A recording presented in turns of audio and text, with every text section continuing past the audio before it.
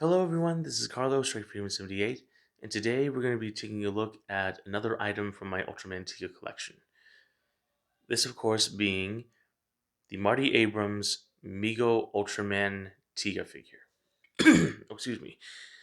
Anyway, this is the very first collectible from the Ultraman Tiga that I was able to get. Oh, Um, I managed to get this just last year on eBay, and I was really impressed with it. I collect some certain Mego figures because I have a big appreciation for them, and some of the characters that were released as Mego figures they were my favorites overall. And Ultraman Tiga is no different. So when I heard that Ultraman Tiga was being announced as a Mego figure, I was like, oh my god, I have to have this. Because at first I thought I wasn't going to be able to get the Shinkocho Seiho Ultraman Tiga figure because it was way too expensive, and this was more wallet friendly. But but anyway, this is what Tiga looks like out of the package, and he looks wonderful. Here's a close up of Tiga's face, and Tiga's head has been recreated lovingly and faithfully, and this is craftsmanship at its best. Now the stitching of the Tika suit is actually done with some loving care and attention to detail as well. Even I'm just absolutely impressed with it. And this is one of the only Mega Ultraman figures that does not use the boots. Excuse me. As I was saying, now the I have the 1966 Ultraman Mego figure. No, and but that one has the silver boots, but this one does not. But I'm kind of I, I mean I do like the boots, but it's just I feel like I felt like Ultraman Tiga was could do without it, so I was glad that they actually omitted it for when it came to Ultraman Tiga. Well, what I found really surprising was that they decided to use these karate chop hands for Tiga. I mean, it's understandable considering that that the almost every single Ultraman does does use these hands at a certain point when they're using some kind of energy attack, especially the Zeparion beam for Tiga or the Specium beam for the original Ultraman. And here now let's go over the articulation. The head can swivel, but it cannot move up or down. And the and because it's a Mego figure, every basically all of the arms, the waist, the upper body, it's all connected by rubber bands. So you have some articulation here. The arms right here can go up and down, and it can also move up to 90 degrees like so, but you just have to make sure that it doesn't get dislocated. But it's very tricky with the left arm right here. You just have to make sure.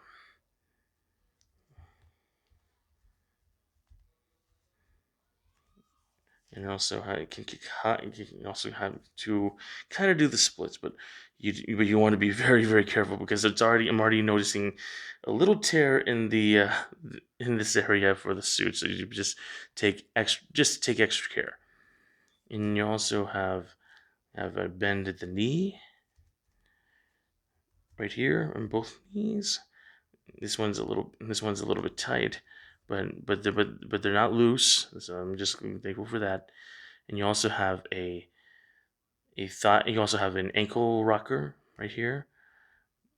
The left the left one's a little bit tighter than the right, but it's still but still there's no danger of anything becoming loose. One of the there are, even though the articulation is not one of its strong suits, um, the only fault I can see on this figure is that the stitching is not as even, especially when it comes to the chest protector right here.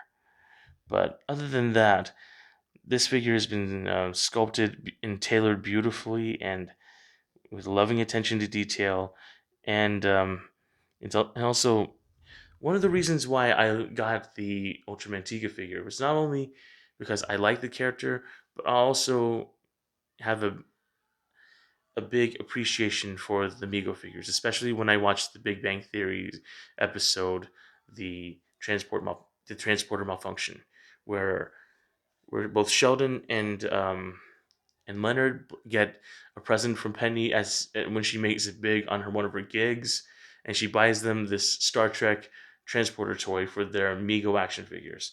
And Sheldon was so excited to open his. And Leonard Nimoy also reprised his role as Spock as an action figure.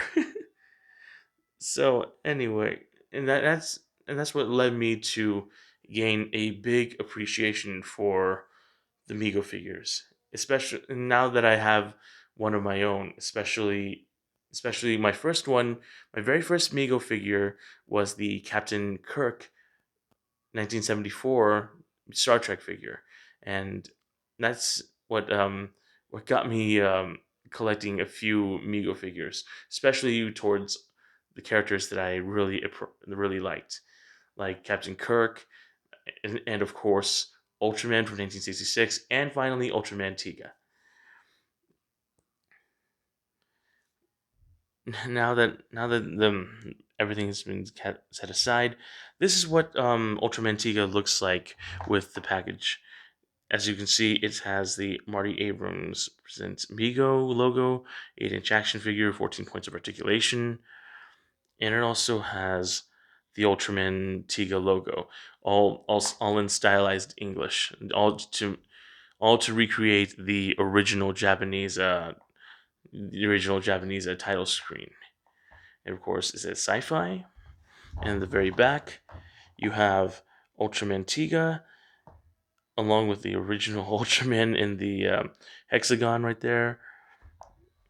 And of course, you have a picture. You also have the little bio and portrait of Marty Abrams, and it also has the people responsible for making this: freelance Jason Young, sculptor Shonda Mesta Etkin, and seamstress Ed Nagy. And this also, and of course, you also have the Ultraman 25th TDG anniversary. And yes, and this was released last year to celebrate the 25th anniversary of Ultraman Tiga. And it also has the Subaraya seal of approval in a really cool reflective holographic sticker.